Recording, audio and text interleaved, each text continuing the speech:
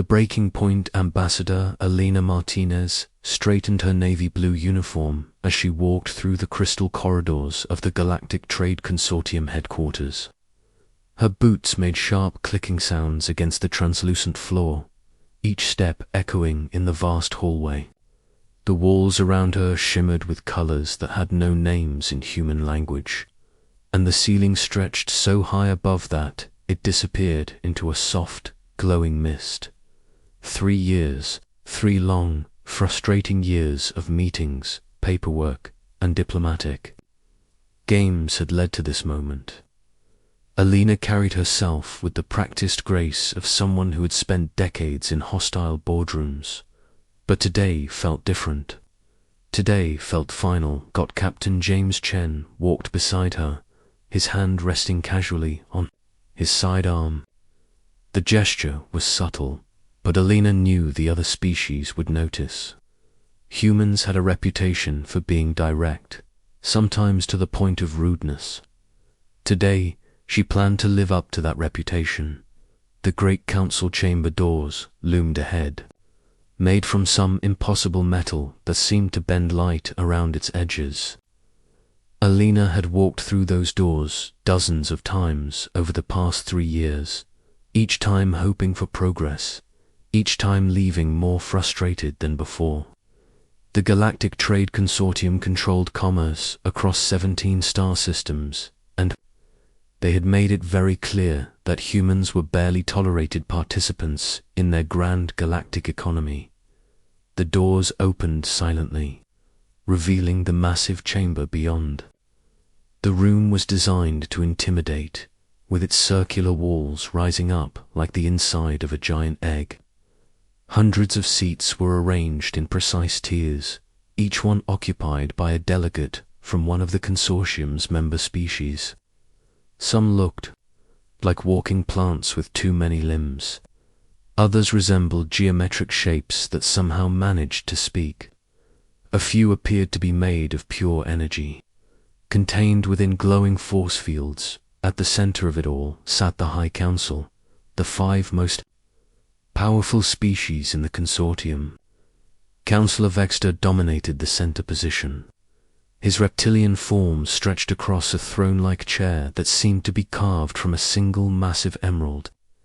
His scales were a deep crimson color, and his yellow eyes tracked Elena's movement with predatory interest. The Saurians had controlled galactic trade for over 1,000 years, and they did not appreciate upstart species like humanity challenging their authority. To Vextar, right-floated trade ministers, a being of pure gas contained within a transparent sphere. The nebula species communicated through color changes in their gaseous forms, and right now Zil was displaying patterns of deep purple and angry red. Alina had learnt to read nebular emotions over the years, and those colors meant contempt and irritation. Alina took her place at the small podium in the center of the chamber floor. Above her, hundreds of alien eyes, sensors, and other sensory organs focused on her small human form. She had done this many times before, but today the weight of their attention felt heavier than usual. Vextar's voice rumbled through the chamber like distant thunder. Ambassador Martinez, we gather today to discuss the final resolution of the Tau Ceti situation. The consortium has been more than patient with humanity's unreasonable demands. Alina opened her briefcase and pulled out a thick folder. Inside were 3 years' worth of documentation, proposals, counter-proposals, and correspondence. The Tau Ceti system contained 7 planets rich in rare minerals that human explorers had discovered 18 months ago. The planets were uninhabited and unclaimed, located in a previously unexplored region of space that human ships had reached first. But the consortium had immediately claimed jurisdiction, citing ancient trade regulations that gave them authority over all commercially significant discoveries in their sphere of influence. Never mind that humans had done all the work, taken all the risks, and invested all the resources in finding and surveying the system. Honored members of the consortium, Alina began, her voice carrying clearly through the chamber's acoustic system. 18 months ago, the human exploration vessel Pioneer made an incredible discovery. 7 planets in the Tau Ceti system contained deposits of trilithium, neutronium, and quantum crystals. These materials could revolutionize energy production and space travel for everyone. She paused, looking up at the sea of alien faces. Some appeared to be listening. Others looked bored or annoyed, as if this was just another tedious administrative matter to be handled quickly. Human scientists have spent over a year studying these planets. We have confirmed that the minerals can be extracted safely without damaging the local ecosystems. We have developed new mining techniques that are cleaner and more efficient than anything currently in use. We have even created a distribution plan that would make these materials available to all consortium members, at fair prices. Trade Minister Zill's gaseous form shifted to bright orange, which Alina recognized as the nebular equivalent of laughter. When Zill spoke, the voice came from speakers built into the containment sphere. How generous of the humans to offer us fair prices for materials we already own. Alina felt her jaw tighten, but she kept her voice level. The consortium does not own the Tau Ceti system. No member species has ever visited it. No previous claims exist. Human ships discovered it. Human scientists surveyed it, and human workers are prepared to extract its resources. Vexter leaned forward on his emerald throne, his claws clicking against the armrests. The consortium's authority extends to all regions of strategic importance within our sphere of influence. The moment your primitive ships stumbled across Tau Ceti, it became a consortium asset. This has been explained to you many times. The word primitive hit Alina like a slap. Human technology was actually more advanced than most consortium species in many areas, but the Council never acknowledged that fact. They preferred to maintain the fiction that humans were barely civilized newcomers who should be grateful for any scraps thrown their way. Alina took a deep breath and continued. For 18 months, we have followed every protocol. We have submitted every required form. We have paid every demanded fee.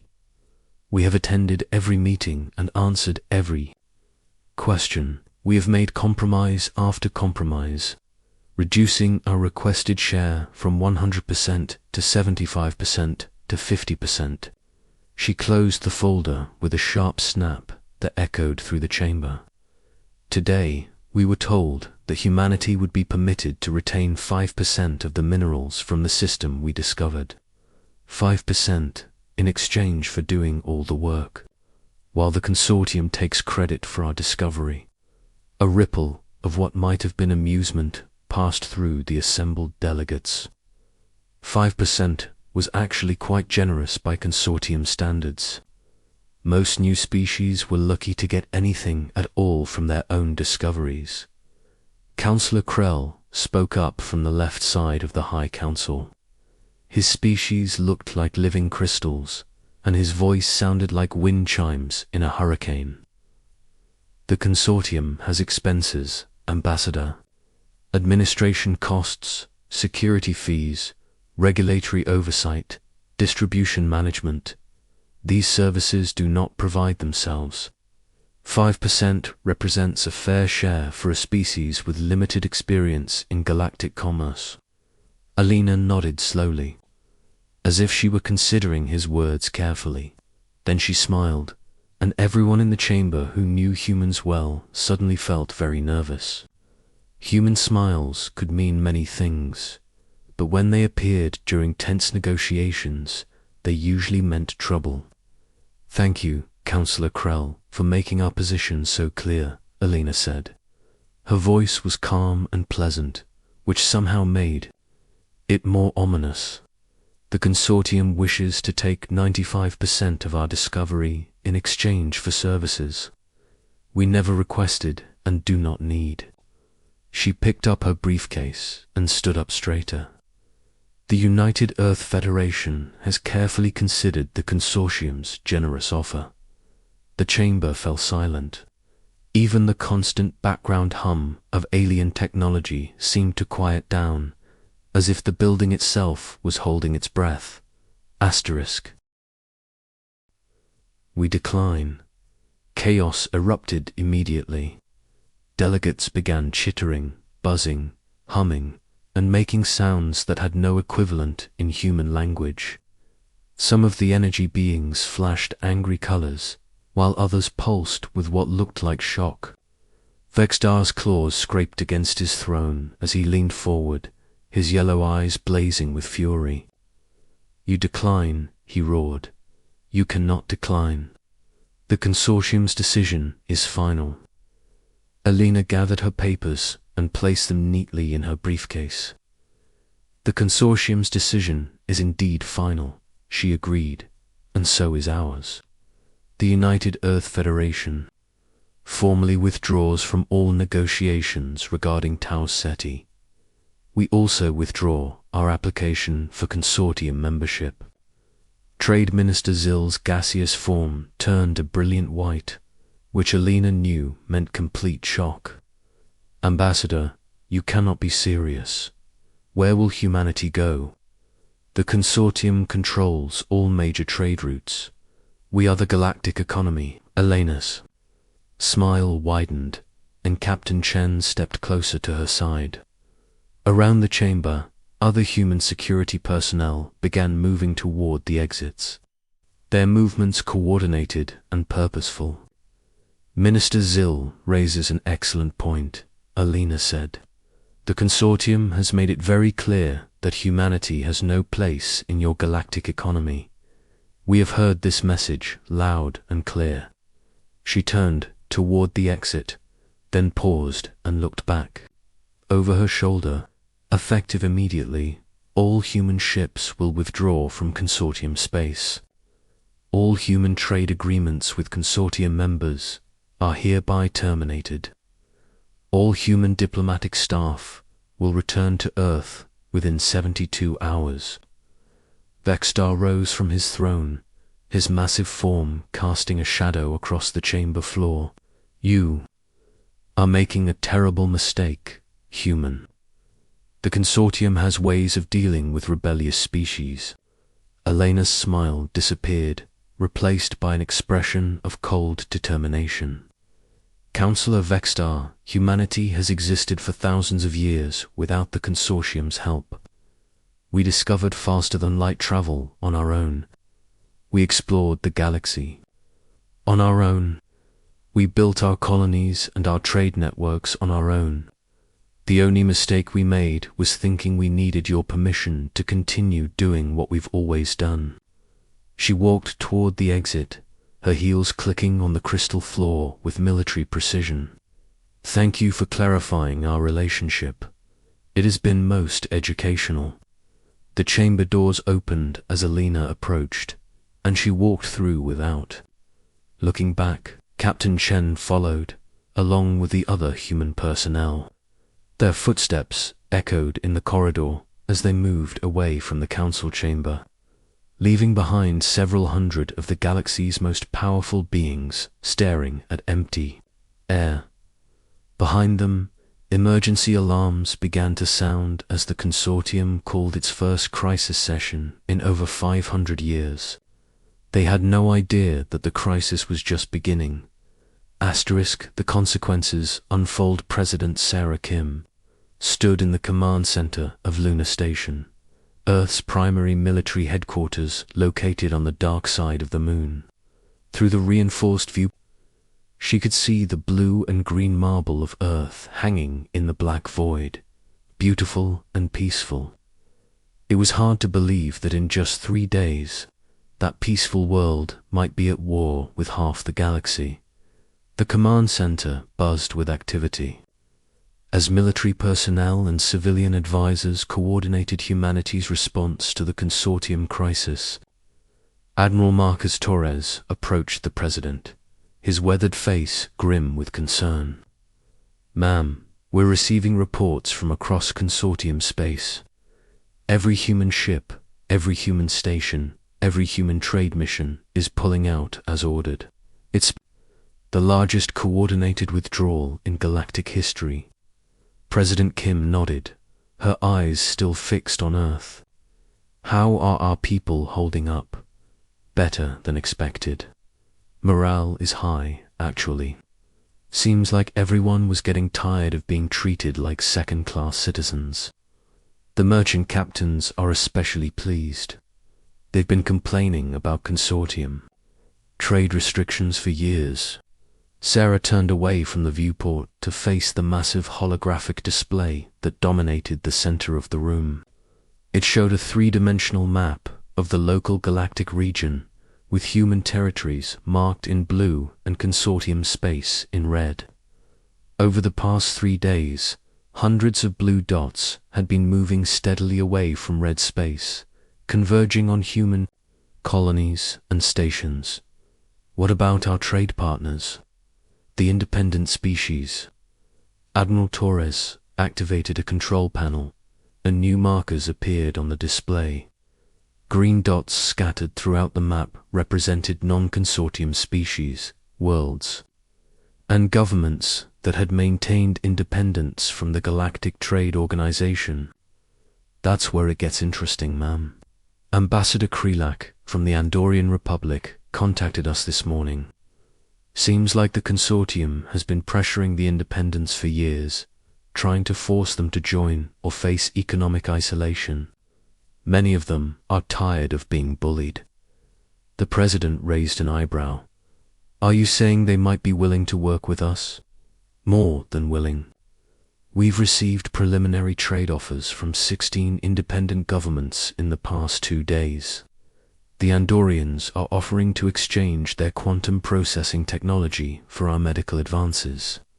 The Centauri free worlds want to establish mutual defense agreements. Even the vegan collective is interested in cultural exchange programs." Sarah felt a spark of hope for the first time since Elena's message had arrived from consortium headquarters. "Show me the numbers." The holographic display shifted, showing trade flow charts and economic projections. "If we can establish formal trade relationships with even half of these independent species, we could potentially replace 70% of our consortium commerce within 6 months. And here's the really interesting part. Our profit margins would actually be higher because we wouldn't be paying consortium fees and taxes." President Kim studied the projections carefully. The numbers were encouraging, but she knew the consortium wouldn't simply let humanity walk away.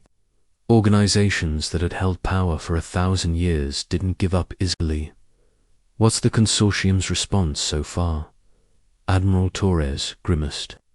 "They've called 3 emergency sessions in the past 2 days. We're monitoring their communications, and from what we can tell, they're in complete panic mode. Several member species are asking hard questions about trade policies and fee structures. Some of the newer members are wondering if they might be better off following humanity's example." Before the president could respond, a young communications officer approached with a priority message tablet. "Ma'am, urgent communication from Earth Defense Command. Consortium forces are massing at the edge of our space." Sarah took the tablet and scanned the report quickly. "How many ships?" 237 vessels from 12 different species. They're maintaining position just outside our territorial boundary, but their weapons are powered and their shields are active." Admiral Torres stepped closer to the holographic display and zoomed in on the area around Earth. Red markers appeared at the edge of human space, forming a rough semicircle around humanity's core systems. "It's not enough for a full invasion," he said, analyzing the formation. But it's enough to establish a blockade. They're trying to cut us off from the rest of the galaxy, force us to negotiate from a position of weakness. President Kim handed the tablet back to the communications officer. Send a message to the consortium fleet commander.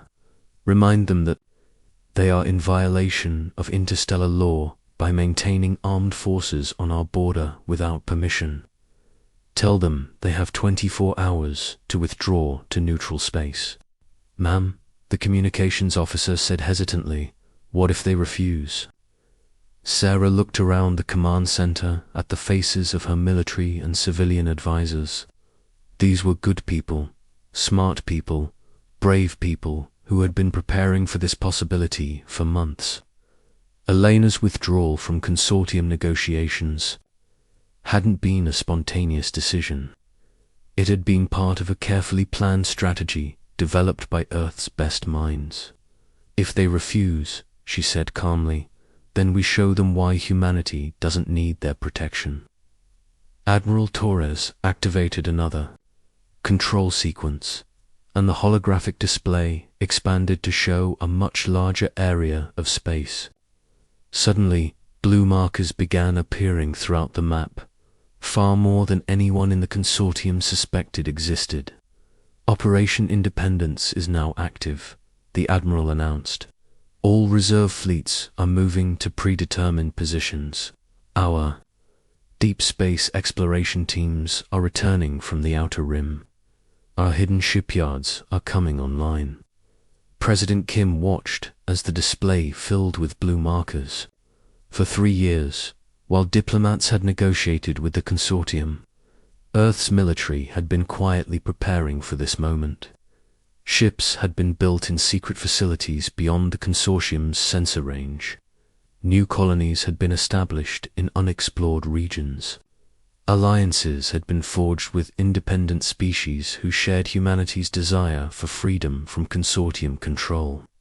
Total fleet strength, she asked. 412 vessels, with more coming online every day. Our technology is more advanced than anything the consortium has seen, and our crews are better trained.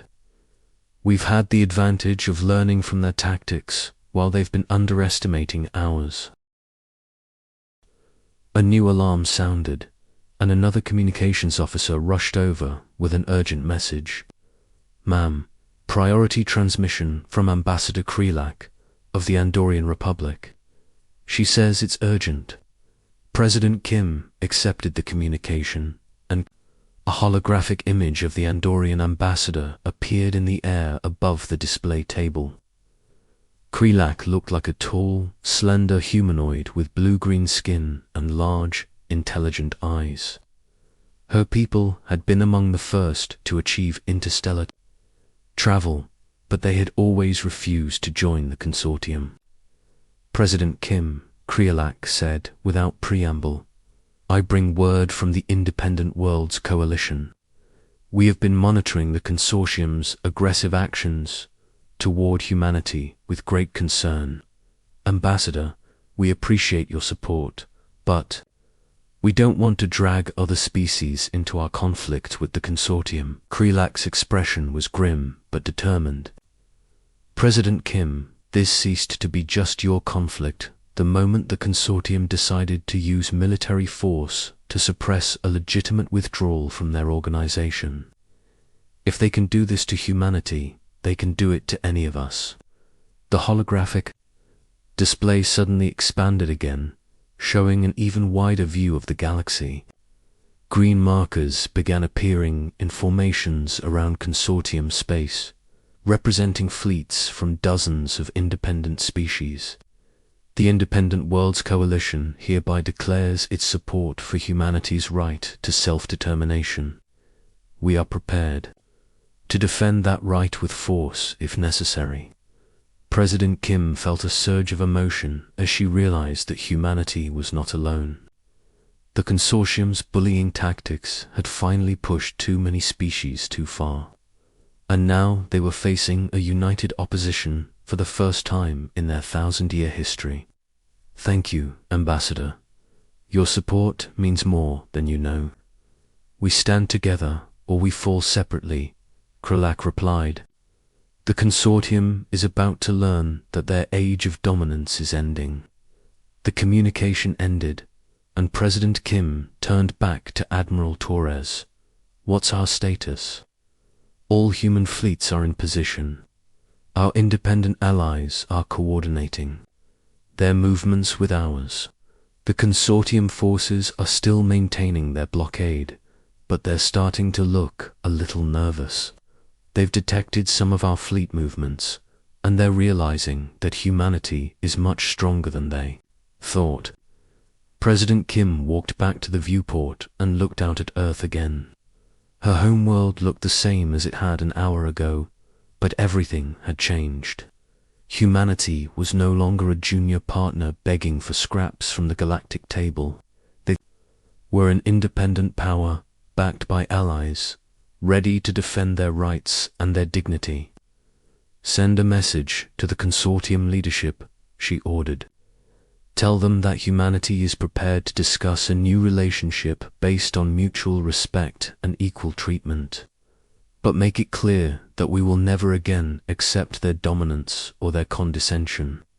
As the communications officer hurried to send a message, alarms began sounding throughout consortium space. The Galactic Trade Organization was calling its 4th emergency session in 3 days, and this time they would be dealing with a very different reality. The age of human was over.